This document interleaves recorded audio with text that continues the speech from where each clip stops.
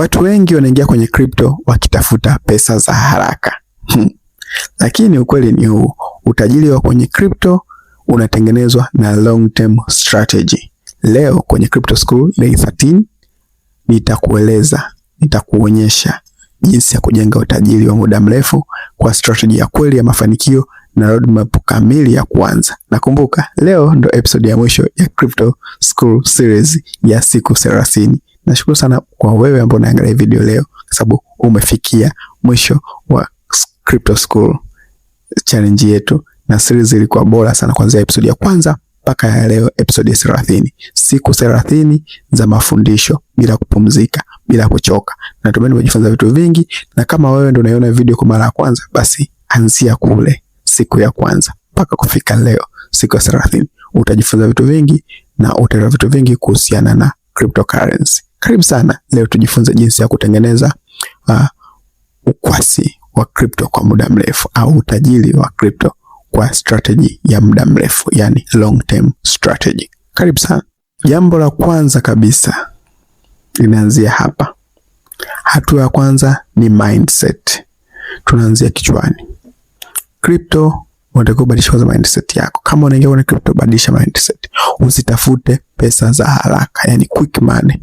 Kwenye crypto focus na long term growth. Tunasema ukuaji kwa muda mrefu. Crypto ni marathon na sio sprint. Inabidi uelewe. Crypto ni marathon. Ukimbii kama unakimbia sijui mita 100, unaanza na nguvu.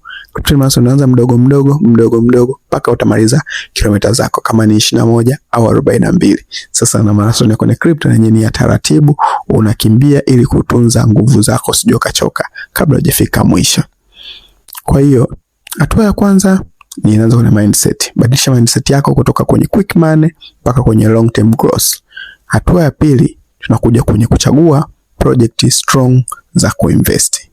Yani labda mfano unaweza kuchagua labda Bitcoin, Ethereum kwa sababu zina foundation imara, namna hiyo. Kwa hiyo sasa hapa kuna kuchagua hizo Bitcoin na Ethereum, nimetoa mfano. Unaweza kuinvest hata kwenye coin nyingine ambazo wewe umeziona zina msingi imara ya uwekezaji wa ukuaji wake. Lazima ujue sababu ya nini kwa nini unataka kuwekeza kwenye hizo crypto.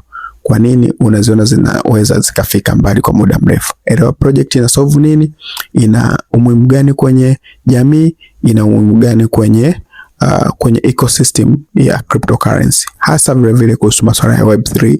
Kwa hiyo unafanya research ya kuchagua project ambazo ziko strong. Mfano mimi nimetolea tu Bitcoin na Ethereum, lakini coin zipo nyingi. Ufanya research, chagua coin ambazo strong, alafu twende kwenye hatua ya tatu. Hatua ya tatu utaanza na kitu kinaitwa dollar cost average, DCA.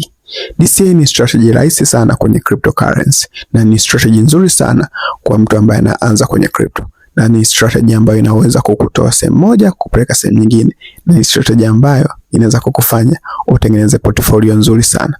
Hii strategy unafanyaje? Unanunua kidogo kidogo kwa muda mrefu. Hiyo inakusaidia kupunguza riski, inakusaidia kununua crypto kwa bei tofauti. Kwa ukija kuna kutafuta average, wale wanangu wa mahesabu, unaona utakuja kupata average ambayo inaweza ikawa chini sana kama coin ilikuwa inashuka, si ndio? Yani haununui kwa bei moja, unanunua kwa bei tofauti. Kwa hiyo unachokifanya, kwa mfano kwenye Binance pale kuna DCA.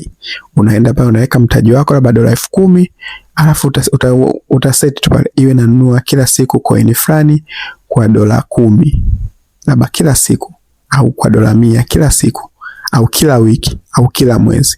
Kwa hiyo yenyewe itakuwa kila siku, kila mwezi, ule muda set itakuwa inajinunua automatic, inanunua mpaka ule mtaji utakapokwisha. Unaona, utakuwa umenunua hiyo coin kwa bei tofauti kwa sababu umenunua kwa muda tofauti. Kwa hiyo unaweza kuseti kwa siku, kwa masaa, kila baada ya masaa kadhaa, kila baada ya saa moja nunua coin, hivyo unaweza kuseti kulingana na mtaji wako na vile ambavyo wewe mipango yako hivyo. Kitu kingine, diversity your portfolio. Usiweke pesa zote kwenye coin moja. Hiyo ni jambo muhimu sana, kwa sababu ukiweka pesa zote kwenye coin moja, hiyo coin ikishuka, ikifanya vibaya, maana yake portfolio yako yote itakuwa imefanya vibaya. Lakini ukigawa investment zako, unapunguza riski, unareduce riski, na unaibalance portfolio yako vizuri. Lakini kwenye diversity au kwenye diversification ya portfolio yako, inabidi uwe makini. Hakikisha una invest kwenye project ambazo zina nani tofauti, zina uelekeo tofauti.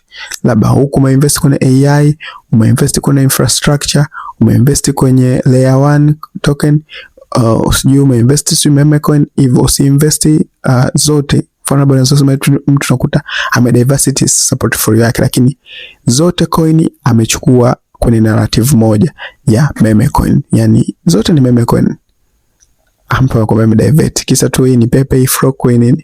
Hapana, diversification tunasema unahama kabisa kwenye narrative. Unaweza kuinvest AI, infrastructure, layer 1, meme coins na sijui nani nyingine yoyote, narrative nyingine. Hivyo kwa hata ikitokea coin inafanya vibaya, maana yake inakusaidia coin huko nyingine itakuwa inafanya vizuri. Au ikitokea narrative fulani inafanya vibaya, unaweza kukuta kuna narrative nyingine huko inafanya vizuri, kwa ina balance portfolio yako. Na ndio iko hivyo mara nyingi waga inatokea. Ukiona coin inaanza kufanya vibaya, kuta narrative nzima inafanya vibaya. Unaweza kukuta kuna kipindi labda narrative ya meme coins inafanya vibaya, au narrative ya layer 1 tokens inafanya vibaya, au narrative ya DeFi tokens zinafanya vibaya, au narrative ya AI tokens zinafanya vibaya, au narrative ya infrastructure tokens zinafanya vibaya. Kwa hiyo invest tofauti, angalau una reduce risk kuliko kuinvest kwenye narrative moja afu token tofauti. Hapo bado unaweza kuwa kwenye risk vile vile. Kwa hiyo muhimu ni kuinvest kwenye narrative tofauti ukiwa umefanya diversification ya portfolio yako vizuri. Njia nyingine ni hii hapa. Hii ni njia nyingine ambayo wengi waga wanaitumia. Hold for long term. Hold crypto zako for long term. Hii ndio siri kubwa. Una hold coin zako, unaepuka panic selling, unakuwa tu mvumilivu, then profit. Simple like that. Hivyo ndio inavyotakiwa kuhold. Kuhold kama nilivyokuelezea jana, unatunza crypto zako tu kwa muda mrefu. Unainunua ikiwa ipo chini, unakuwa umetunza. Ni mfano, yani hapo unaweza kuihusianisha na zile njia za mwanzo. Mfano, umeshafanya DCA yako, yani umeifanya bwana coin fulani inunue kila mwezi, inunue kiasi kadhaa. Maana yake iko kiasi chochote kinunua unakuwa umekihold. Kwa maana yake inafanya nini? Unakaa kwa muda mrefu, unakuwa umetengeneza profit. Yani inakuwa perfect. Hiyo na yenyewe ni njia nzuri. Lakini njia nyingine ni ku earn passive income. Unajua nilizungumzia lini kuhusu passive income? Nadhani ni jana. Juzi nilizungumzia kuhusu passive income. Earn vile kupitia passive income. Usiache crypto zako ziwe idle. Yani mfano labda una hold, unaweza kuwa una hold crypto. Una hold for long term, si ndio? Umeshanunulia kwa DCI, afu unaweza ku hold for long term. Sasa ili tuzidi kutengeneza faida, unazifanyia staking, au unazifanyia lending, au unazifanyia saving. Unakuwa unatengeneza na faida zaidi. Kwa hiyo unatengeneza faida ya holding, afu unatengeneza faida kwenye kama passive income. Inakuwa faida mara 3. Unaona hiyo? Hapo unapotengeneza uchumi ya utajiri kwenye crypto kwa muda mrefu. Pesa acha zikufanyie kazi. Pesa huleta pesa, sababu mambo sasa yamebadilika. Ni pesa ndio huleta pesa. Kitu muhimu zaidi, hakikisha una manage risk yako. Risk lazima umanage. Usiwekeze pesa yote. Invest what you can afford to lose. Tumia risk management. Linda capital yako kwanza. Hivyo ni vitu muhimu sana. Sitaki hata kuvielezea, vinajielezea kabisa hapo. Kwa nataka nikupe hiki kingine. Crypto hubadilika kila siku. Kwa hiyo jitahidi kujifunza, fuatilia market kila siku, kuwa informed kila siku. Knowledge ndio power. Na avoid mistake. Kumbuka haya, kuna haya makosa tulijifunza ya kumbuke, naomba nikukumbushe.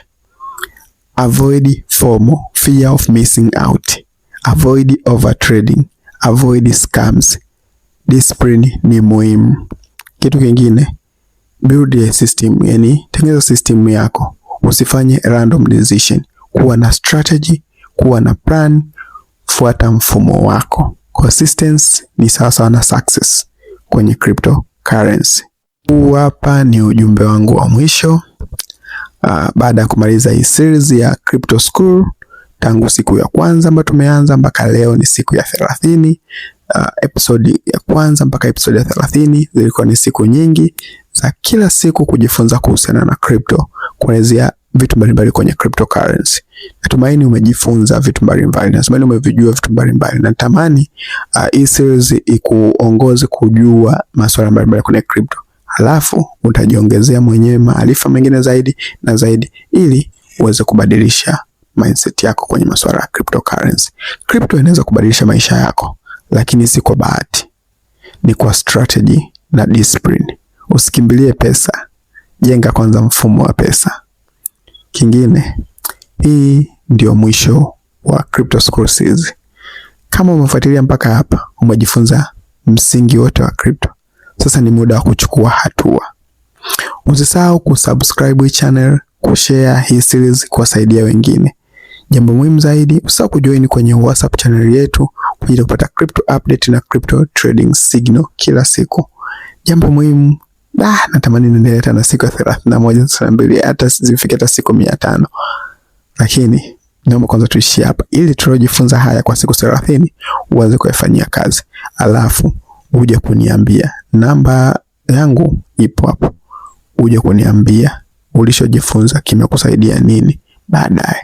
Mimi nimemaliza episode zangu 30 za Crypto School na mengine nimekuachia wewe uanze kuyafanyia kazi. Iweze kubadilisha system yako, iweze kubadilisha mindset yako, iweze kubadilisha uchumi wako na iweze kubadilisha kila kitu chako unakijua kuhusiana na crypto. Inaweza kama msaada kwako, inaweza kubadilisha chochote. Uwe na siku njema. Kumbuka, lengo si kushindana, lengo ni kushinda umaskini. Asante sana.